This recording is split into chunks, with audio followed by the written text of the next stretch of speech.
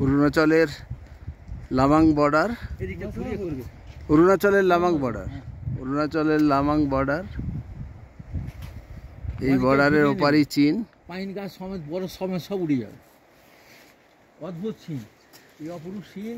4 বছর আগে চীনা সৈন্যরা তারা ঢুকে পড়ে, ঢুকে বেশ কিছুটা ঢুকে তারা আমাদের ব্রিজগুলোতে বিভিন্ন জায়গায় চায়না বলে লিখে দেয়, এটা চীনের এরিয়া। তখন আমাদের সৈন্যরা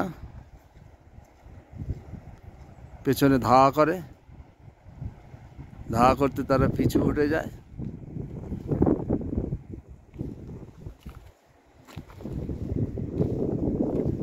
পরবর্তীকালে আমাদের সেনারা এখন অনেক আরও এগিয়ে গিয়ে আমাদের বাংকার তৈরি করছে। আমাদের বাংকারগুলো তখন পাহাড়ের কোলে নিচে ছিল, এখন আরও ওপরের দিকে বাংকার তৈরি করছে।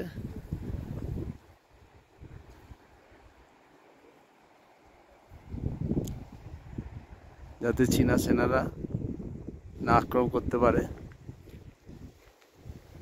পাহাড়ের মাথায় বাংকার।